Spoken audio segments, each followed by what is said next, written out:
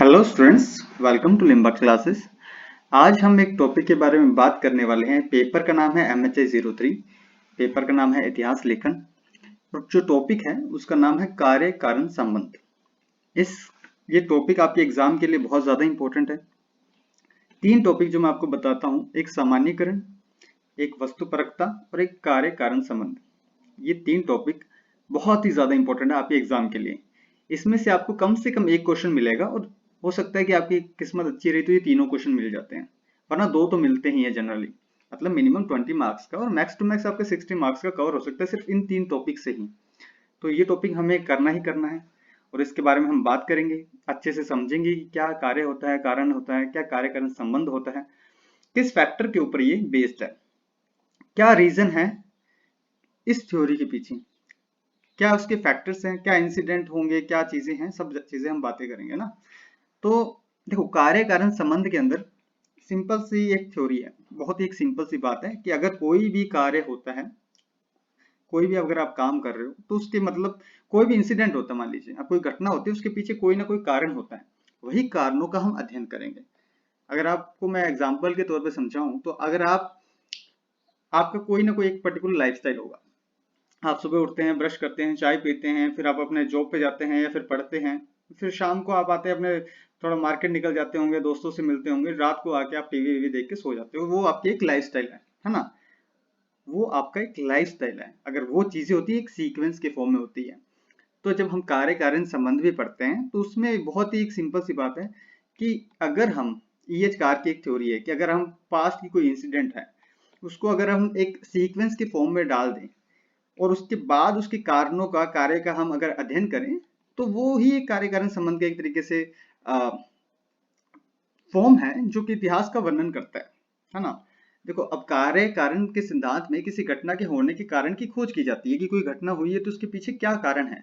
अगर आपने कुछ बात कही है तो उसके पीछे कोई ना कोई कारण होगा। अगर आपने कोई एग्जाम क्लियर किया है, इसका कारण यह है कि आपने पढ़ाई की है। अगर आप आज अच्छी जगह पे है तो आपने मेहनत की है, ये इसका कारण है। उसके पीछे के फैक्टर्स है, जो फैक्टर्स रिस्पॉन्सिबल होते हैं किसी इंसिडेंट की, उसके बारे में हम स्टडी करते हैं कार्य कारण संबंध में। आई होप सबको इजीली समझ में आ रहा होगा। ये जो नोट्स हैं ये हैंड रिटन है, ठीक है। ये बहुत ही ज्यादा प्रिसाइज मैनर में तैयार किए गए हैं। इसे आप पढ़िए और एज इट इज लिख के आ जाओगे आप एग्जाम में तो भी आपको बहुत अच्छे मार्क्स मिल जाएंगे। अब देखिए, ये सिद्धांत है ना, इस विचारधारा पर आधारित है कि कोई भी घटना बिना किसी कारण के नहीं होती है। मतलब अगर कोई घटना हो रही है तो उसके पीछे कोई ना कोई फैक्टर होगा। अब हम इसमें क्वेश्चंस जो है ना, जो क्वेश्चंस आएंगी उसका हम अध्ययन करेंगे। अगर आपने कहा कि आप आज लेट आए हो, मतलब अगर आप ऑफिस में लेट गए हो तो आपके बॉस कहेंगे कि आप लेट क्यों आए हो, उसके पीछे आप कोई रीजन दोगे। तो वहां पर क्यों प्रश्न आता है कि वाई आर यू लेट, तो वाई इज द क्वेश्चन। ऐसे कर करके बहुत सारे क्वेश्चंस बन सकते हैं कोई घटना होने के, जिसमें हाउ, वेयर, हुम, वाई, ये कुछ फैक्टर्स होते हैं जिसके बारे में हम बात करेंगे। कार्य एवं कारण एक ही सिक्के के दो पहलू हैं। जो EH कार हिस्टोरियन है, उन्होंने कहा था कि अतीत की घटनाओं को अगर मैं सीक्वेंस दे दूं तथा कारण एवं परिणाम के बीच में रिलेशंस को अगर मैं सीक्वेंस से प्रस्तुत कर दूं, प्रेजेंट कर दूं, तो वो हिस्ट्री है। अगर आप कारणों का अध्ययन करेंगे, मतलब कारणों का अध्ययन करेंगे, कोई चीज क्यों हुई है, कोई पानीपत का युद्ध जीता तो क्यों जीता, है ना, कोई भी चीज है, एग्जाम्पल है ये। तो अगर आप कारणों का अध्ययन कर पा रहे हो तो मतलब आप इतिहास का अध्ययन कर सकते हो।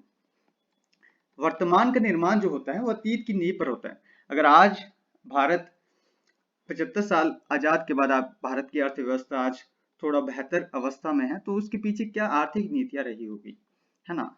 अगर किसी पर्टिकुलर देश में इन्फ्लेशन बहुत ज्यादा है तो क्या उसकी इकोनॉमिक पॉलिसीज होगी, है ना। अब ये सारी चीजें हैं, ये सारे क्वेश्चंस उठते हैं, तो उसका स्टडी करना ही एक तरीके से ना, आप समझ रहे हो। वर्तमान का निर्माण अतीत की नींव पर हुआ है तथा अरस्तु ने कार्य कारण संबंध में कहा है कि कारणों के अभाव में किसी घटना का होना या कार्य करना असंभव है। मतलब अगर कोई कारण ही नहीं होगा तो घटना कैसे हो जाएगी। अगर आप पढ़ोगे ही नहीं तो आप जॉब कैसे लग जाओगे, आप मेहनत नहीं करोगे, जिंदगी में सफल कैसे हो पाओगे। तो ये सारी चीजें बहुत ही बेसिक चीजें हैं। कॉलिंगवुड ने कहा कि कारण वह प्रमुख एलिमेंट है जो मानव को कर्म करने के लिए प्रेरित करता है। प्रोत्साहित करता है, बाध्य करता है। आपके मन में अगर डेडिकेशन है किसी चीज के लिए, अगर आपको कोई चीज करनी है अपनी लाइफ में, आपका कोई गोल है, तो उसके लिए आप मेहनत करोगे। वो आपका रीजन है कि भाई मेरे को वो चीज प्राप्त करनी है, अपनी लाइफ में अचीव करनी है, तो आपको वो आपको मोटिवेट करेगा ना, आपको इंस्पायर करेगा, आपके ऊपर एक तरीके से बाउंडेशन भी लगा देगा कि यार मेरे को अगर पढ़ूंगा नहीं तो मैं वो चीज कैसे अचीव करूंगा ना। तो वो सारी चीजें हैं। तो जेएस मिल ने क्या कहा था, उस उन्होंने कहा था कि कारण एक ऐसी परिस्थिति है जो किसी निश्चित घटना के लिए अनिवार्य है। इसे अनिवार्य इसलिए कहा जाता है क्योंकि इसकी अनुपस्थिति का अर्थ है कारण का ना होना, और कारण की उपस्थिति एक निश्चित परिणाम देती है। कारण होगा तभी तो कोई रीजन होगा, तभी तो कोई आउटकम होगा। बहुत ही बेसिक बातें हैं जो मैं आपको बता रहा हूँ, आपको समझ में भी आ रहा होगा। अगर कोई डाउट हो तो आप कमेंट करके पूछ सकते हैं, ऐसी कोई बात नहीं है। कारण एक अनिवार्य एवं पर्याप्त परिस्थिति है जिसका संबंध परिणामों से होता है। किसी घटना के घटित होने में कई कारण उत्तरदायी होते हैं। मतलब अगर कोई इंसिडेंट हो रहा है तो उसके पीछे कई सारे रीजंस होते हैं, कई सारे फैक्टर्स होते हैं, रिस्पॉन्सिबल होते हैं उसके लिए। परंतु अनेक कारणों के बीच कोई तात्कालिक कारण जरूर होता है जो घटना के लिए अधिक जिम्मेदार होता है। अतः कारणों के प्रस्तुतिकरण के करते समय इतिहासकार घटना के घटित होने के समय कौन सा प्रमुख कारण था उसे ढूंढ के निकालते हैं। अब मैं इसको एक एग्जांपल से समझाने का अपनी तरफ से कोशिश करता हूँ। जैसे आपने 1857 का रिवोल्ट पढ़ा होगा, 1857 की क्रांति पढ़ी होगी। तो आपने जब उसको पढ़ते हैं तो कुछ लोग कहते हैं कि वो भारत का पहला स्वतंत्रता संग्राम था, कुछ लोग कहते हैं नहीं था, कुछ लोग कहते हैं कि तब तक अंग्रेजों की नीतियां इतनी ज्यादा कड़ी हो गई थी, उन्होंने जो भू राजस्व नीति, लैंड रेवेन्यू पॉलिसीज वगैरह लेके आए थे, जो डिस्क्रिमिनेशन कर रहे थे, उस सब की वजह से जो भेदभाव किया जाता था आम जनता के साथ, वो सब कारण जिम्मेदार थे कि 1857 की क्रांति हुई। उनकी कुछ नीतियां ही ऐसी थी, सहायक संधि प्रणाली आई थी, उन्होंने अपनाया था, कुछ शासन के आधार पर अवध को अपने आप में मिला लिया था। ये सारे रीजन है। लेकिन जो हम कहेंगे तत्कालिक कारण क्या था, उस समय कौन सा वो फैक्टर था जिसने पूरे रिवोल्ट को शुरू करने पर मजबूर कर दिया। कैसा क्या तत्कालिक कारण था जिसके कारण 1857 की क्रांति हुई। तो हम बात करेंगे कि जो कारतूस जो था, जो बंदूकों में, जो गन्स में यूज किया जाता था, वो कहते थे कि गाय के मांस की होती है ना, और गाय हमारी माता है, ये हम मानते हैं, हमारे ये वैल्यूज है। तो ये रिलीजियस फैक्टर हो गया। जब रिलीजन के ऊपर बात आई तो उन्होंने कहा अगर हम भैया इसको तो हम यूज नहीं कर सकते, तो उन्होंने रिवोल्ट कर दिया कि ये हमारे धर्म के साथ खेल रहे हैं। तो वो जो कारतूस वाला जो रीजन था वो तात्कालिक कारण था। यही चीज मैं बताने की कोशिश कर रहा हूँ कि कोई घटना के घटित होने में कई सारे कारण उत्तरदायी होते हैं, परंतु अनेक कारणों के बीच में कोई ना कोई एक ऐसा फैक्टर जरूर होता है जो उस घटना के लिए तत्कालिक कारण होता है, कि जो ज्यादा रिस्पॉन्सिबल होता है। अब आपके साथ डिस्क्रिमिनेशन तो बहुत लंबे टाइम से किया जा रहा था ना, लैंड रेवेन्यू पॉलिसी एक दिन में नहीं आती ना, सहायक संधि प्रणाली एक दिन में नहीं आती, आप वो सह रहे थे। लेकिन एक चीज ऐसी आई जिसने चिंगारी लगा दी आपके साथ, और आपने कहा कि नहीं भैया अब और नहीं सह पाएंगे। तो कारणों के प्रस्तुतिकरण के समय इतिहासकार घटना के घटित होने के समय कौन सा प्रमुख कारण है उसके बारे में उसको ढूंढते हैं। देखो 1857 का मैंने बता रखा है जैसे कि 1857 की क्रांति के अनेक सारे कारण थे, सामाजिक, आर्थिक, राजनीतिक, धार्मिक, किंतु इस क्रांति का तत्कालिक कारण चर्बी वाला कारतूस था जिसके कारण क्रांति की शुरुआत हुई। इसलिए कहा जाता है कि बारूद तो तैयार ही था लेकिन चिंगारी का कार्य चर्बी वाला कारतूस ने किया। अन्य कारण सहायक कारण कहे जाएंगे। अतः इतिहासकार कारणों की क्रमबद्धता को निश्चित करते हैं। घटनाओं को सही अनुक्रम से रखने पर किसी भी घटना का सही स्पष्टीकरण नहीं मिल सकता, अतः ये पता नहीं चलता कि वह घटना क्यों हुई है।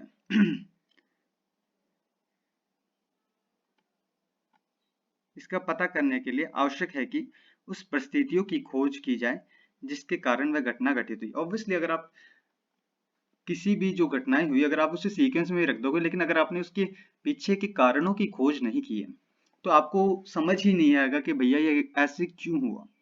और उसके करने के लिए हमें रीजंस को ढूंढना जरूरी है, कारण को ढूंढना जरूरी है। यही सब बातें बताने की कोशिश कर रहा हूँ। उदाहरण, अंग्रेज, governor general of India, viceroy. अब मैंने अगर इस तरीके से दे दिया कि पहले अंग्रेज, फिर उसके बाद एरो लिख दिया गवर्नर जनरल ऑफ इंडिया, फिर आगे लिख दिया वाइसराय। अब आपको पता ही नहीं कि क्या है। भैया अंग्रेज आए थे ना 1600 के आसपास, बाद में उन्होंने अलग अलग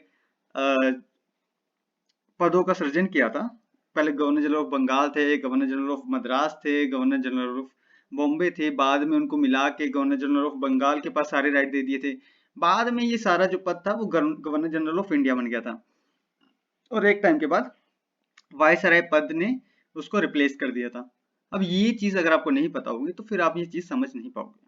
मतलब हमें पता होना चाहिए कि फैक्टर्स कौन से रिस्पॉन्सिबल हैं, फैक्टर्स का स्टडी करना है, किंतु इस सीक्वेंस से उनके उद्देश्य नीति का पता नहीं लगता ना। तो हमें पता लगता है कि भैया उस समय क्या पॉलिसीज थी, क्या उनके ऑब्जेक्टिव्स थे, ये सारी चीजें। अच्छा, एक छोटी सी इन्फॉर्मेशन और दे दूं, जिन भी बच्चों का जून में एग्जाम है तो उनके एग्जाम फॉर्म ओपन हो चुके हैं और 5 अप्रैल उसकी लास्ट डेट है, मतलब विदाउट लेट फी। उसके बाद अगर आप फॉर्म फिल करोगे तो उसके लिए आपको लेट फी चार्ज होगा, उसके लिए आपको एक्स्ट्रा पैसे देने पड़ेंगे। तो जितना जल्दी हो सके आप एग्जाम फॉर्म फिल कीजिए। और एक चीज और कि अभी मैंने जून टर्म वाले बच्चों के लिए एक रिवीजन कोर्स निकाला है, जिसमें मैं लिमिटेड क्लासेस लूंगा और उसमें आपको मोस्ट इंपॉर्टेंट टॉपिक्स को आपको कवर कराऊंगा और आपको नोट्स भी प्रोवाइड करवाऊंगा। तो जिन भी बच्चों को एडमिशन लेना है तो कमेंट कर सकते हैं या limbaclasses7@gmail.com पे मेल कर सकते हैं, और उन मेल में अपना नाम लिख दीजिएगा और लिख दीजिएगा I am interested in rapid revision course. तो हम आपसे उसका रिप्लाई करेंगे, आपसे कॉन्टैक्ट करेंगे। आगे बढ़ते हैं।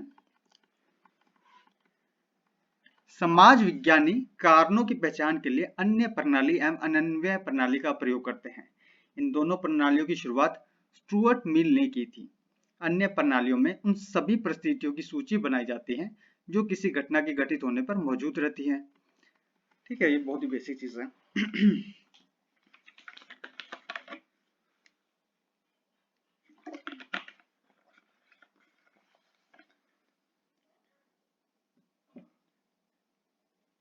कारण एक ऐतिहासिक तथ्य है, परंतु कारण और इतिहासकार का बड़ा ही क्लोज का रिलेशन होता है। जितना हिस्टोरियन और तथ्य का मतलब आगे समझिए। जिस प्रकार तथ्यों के अभाव में इतिहासकार कुछ नहीं कर सकता, मतलब उसे फैक्ट्स ही नहीं पता, तो हिस्टोरियन क्या लिखेगा? उसको फैक्ट्स चाहिए, हिस्टोरियन को फैक्ट्स चाहिए, फैक्ट्स को फिर सीक्वेंस के फॉर्म में लाएगा, फिर उसके बाद उसके फैक्टर्स का जो रिस्पॉन्सिबल है उसका स्टडी करेगा, फिर ही तो हिस्ट्री राइटिंग कर पाएगा वो, वरना तो एरर तो होगा ना। अगर उसको पता ही नहीं है तो फिर अजम्पशंस ही। हिस्ट्री राइटिंग में मैंने बहुत बार बताया आपको, बाकी वीडियो में आपने देखी होगी हमें 03 की। तो हिस्ट्री राइटिंग कैसे किया जाता है? अजम्पशन के बेस के ऊपर होता है, फैक्ट्स को कलेक्ट किया जाता है, कोई घटना होती है, घटना होनी चाहिए, इंसिडेंट होना चाहिए, इंसिडेंट वैलिड होना चाहिए, इंसिडेंट ट्रू होना चाहिए, है ना। घटना होनी चाहिए, घटना के पीछे कोई कारण होता है, घटना सत्य होनी चाहिए और घटना का प्रामाणिकता होनी चाहिए। ये सब कुछ फैक्टर्स होते हैं जिसके बाद उसके बाद हिस्ट्री राइटिंग किया जाता है। फिर हम घटनाओं को लेते हैं, सारी 4 5 6 10 20 घटनाएं हैं, उसको लेते हैं, उसको एक सीक्वेंस के फॉर्म में लेते हैं। उसके बाद उसके सारे जो 360 डिग्री डायमेंशंस को देखते हैं, चेक करते हैं कि कौन सी घटना कैसे हुई, क्या कारण थे, क्या राजनीतिक कारण थे, क्या सामाजिक कारण थे, क्या सांस्कृतिक कारण थे और क्या धार्मिक कारण थे। अन्य परिप्रेक्ष्य का भी हम अध्ययन करते हैं, उसके बाद ही हम इतिहास लेखन कर सकते हैं। वरना अगर हम अजम्पशन के बेस पर, पूर्वानुमान के बेस पर इतिहास लेखन करेंगे तो उसमें त्रुटि आ जाएगी, उसमें एरर आ जाएगा। ठीक है। जिस प्रकार तथ्यों के अभाव में हिस्टोरियन कुछ नहीं कर सकता, वैसे ही हिस्टोरियन के अभाव में फैक्ट्स निर्जीव। अगर मान लो फैक्ट्स तो है लेकिन कोई लिखने वाला ही नहीं है, उसको सीक्वेंस में लाने वाला ही नहीं है, उसके ऊपर स्टडी करने वाला नहीं है, तो फिर वो फैक्ट्स भी क्या है कि एक तरीके से निर्जीव ही है ना, डेड है। इतिहासकार कारणों का चयन एवं तथ्यों को क्रमबद्ध करते हैं। इतिहासकार अतीत के कारणों का पता लगाकर उसे तर्कपूर्ण व्याख्या एवं शोध के योग्य बनाते हैं। कार्य कारण संबंध इतिहासकार की व्याख्या मूल्य परक होती है। कारणों की खोज के पीछे मूल्यों की खोज अनिवार्य होती है। देखो बहुत ही ज्यादा बेसिक चीजें और बहुत ही ज्यादा आप देखोगे टर्म्स जो मैंने यूज किए हैं, हिंदी भी जो मैंने लिखी है वो कलिष्ट टाइप की लिखी है, जो बहुत ही ज्यादा मूल्य परक टाइप के वर्ड्स यूज किए। तो लिख के आना है, जितना अच्छे वर्ड्स लिखोगे उतना अच्छा मार्क्स मिलेगा। परंतु इतिहासकार इसका पता करने के लिए आवश्यक है कि उस परिस्थितियों की खोज की जाए जिसके कारण वह घटना घटित हुई थी। ये सारी चीजें हो गई। वापस आ गया क्या पेज? इतिहासकार वॉल्स कहते हैं कि इतिहास की व्याख्या साक्ष्य प्रदान होनी चाहिए, मतलब एविडेंस बेस होनी चाहिए, ना कि मूल्य प्रदान, ना कि सिंपल सी बात है कि वैल्यू के बेस पे नहीं बल्कि एविडेंस के बेस पे होनी चाहिए, एविडेंस को प्रधानता दी जानी चाहिए, ये बात कही जा रही है। ठीक है, ब्रेडले के अनुसार इतिहास का उद्देश्य मानव के व्यक्तित्व का प्रस्तुतिकरण है। मानव के व्यक्तित्व का प्रस्तुतिकरण, ये आप समझ गए होंगे। इतिहास ना तो कोई प्रयोग कर सकता है ना ही किसी घटना की पुनरावृत्ति कर सकता है। देखो हम ना हिस्ट्री में आप एक्सपेरिमेंट नहीं कर सकते, ना ही आप हिस्ट्री को रिपीट कर सकते हो कि मान लीजिए कि मैंने पिछले 100 साल जैसे गए मैं एज इट इज घटना करूंगा, सेम टू सेम करूंगा, उसी टाइम पे करूंगा, ये पॉसिबल नहीं है ना। अगर आप सोचो कि लॉजिकल नहीं है ना तो पॉसिबल है। तो हिस्ट्री है ना तो उसके ऊपर कोई एक्सपेरिमेंट कर सकता है ना ही कोई घटना की पुनरावृत्ति, मतलब कि सेम चीजें फिर से वो चीजें रिपीट कर सकता है, क्योंकि वह वैज्ञानिक नहीं है, ये साइंटिफिक नहीं है। वह एक सेनापति और राजनीति की भांति सभी पक्षों की समीक्षा करता है परंतु अंतिम निष्कर्ष नहीं निकालता है, क्योंकि इसका निष्कर्ष किसी घटना अथवा व्यक्ति के साक्ष्य पर आधारित होता है। मतलब जो हिस्टोरियन होता है ना भैया, वो देखेगा सभी तरीके के, सभी डायमेंशंस को टच करेगा, सारी चीजें सारी घटनाओं को समझेगा और उसके बाद उसको एक सीक्वेंस के फॉर्म में अरेंज करेगा। वो जब वो सीक्वेंस के फॉर्म में अरेंज हो गया तो उसके बारे में उसकी व्याख्या करेगा। कहीं ना देखो इतिहास लिखने में सबसे ज्यादा इंपॉर्टेंट बात क्या है आपको बताऊं, अपने अजम्पशन को छोड़ देना। मतलब अपने अजम्पशन को साइड में रखकर हिस्ट्री राइटिंग करना बहुत इंपॉर्टेंट है। अगर मान लो मुझे इंडस वैली सिविलाइजेशन बहुत पसंद है तो मैं उसके बारे में सिर्फ अच्छी अच्छी बातें लिखूंगा, और सारे पॉइंट्स मेरे माइंड में ये पहले मैंने सोच रखा है कि अरे ये तो उसकी वैल्यूज ये थी, उसके नॉर्म्स ये थे, उसके वर्च्यू ये था, उसके गुण ये थे, तो ये सारी चीजें आएगी मेरे माइंड में, तो मैं उस अकॉर्डिंग हिस्ट्री राइटिंग करूंगा। अगर मैंने मान लिया कि इंडस वैली सिविलाइजेशन बहुत ही बेकार थी, कुछ नहीं था उसके अंदर, तो सामने पड़े हुए हीरे को भी मैं पहचान नहीं पाऊंगा, है ना, उसकी वैल्यूज को मैं पहचान नहीं पाऊंगा, क्योंकि मुझे पसंद ही नहीं है भैया। मैं उस तरीके से देख ही नहीं सकता। मेरा जो प्रोस्पेक्ट है वो पूरा का पूरा चेंज हो जाएगा, उस नजरिया ही चेंज हो जाएगा, तो मैं सिर्फ उसकी बुरी बुरी बातें लिखूंगा। तो ये बहुत ज्यादा इंपॉर्टेंट है कि आप हिस्ट्री राइटिंग करते समय खुद को न्यूट्रल रखो। मैं हिस्टोरियन के परिप्रेक्ष्य में बात कर रहा हूँ, समझिए। हिस्ट्री राइटिंग के करते समय इतिहासकार को बिल्कुल न्यूट्रल होना चाहिए, ना तो वो उसके खामी पक्ष पर ना ही उसको अच्छे पक्ष को ध्यान में रखें, मतलब किसी तरफ बायस ना हो जाए। न्यूट्रल रह के करेगा तो सारी चीजें बहुत ही अच्छे तरीके से समझेगा, उसका अच्छे तरीके से इतिहास का लेखन कर सकता है। फिर वो घटनाओं को जब अपना पूर्वानुमान जब छोड़ देगा ना, तब वो सारी घटनाओं को अच्छे से स्टडी कर सकता है। और जब वो सारी तथ्यों को अरेंज करके, घटनाओं के कारणों की खोज करके, उसके बारे में अच्छे से समझ कर, उसकी चीजों को अध्ययन करके उसका इतिहास लेखन करेगा, तब उस इतिहास लेखन में त्रुटि कम होगी। ठीक है, तो यही तो था कार्य कारण संबंध। कोई दिक्कत, कोई परेशानी तो बताइए। ऐसे ही तरीके से आपको एग्जाम में लिख के आना है, ठीक है, इसी तरीके से लिखना है, ऐसे पॉइंट वाइज लिखना है, ऐसे हिस्टोरियन के नाम आपको मेंशन करने हैं, ऐसे मैकेनिज्म बना के आना है ना। ये सारी चीजें लिखनी है आपको अपने पेपर में। तो आई होप आपको ये लेक्चर यूजफुल लगा होगा। अपने फीडबैक प्लीज दीजिएगा। अपना फीडबैक के लिए कुछ नहीं, कमेंट करना है, लाइक तो करो ना करो लेकिन कमेंट जरूर करना कि आपको वीडियो कैसे लगी। ठीक है, तो इस वीडियो में इतना ही, मिलते हैं अगली वीडियो में। Thank you so much.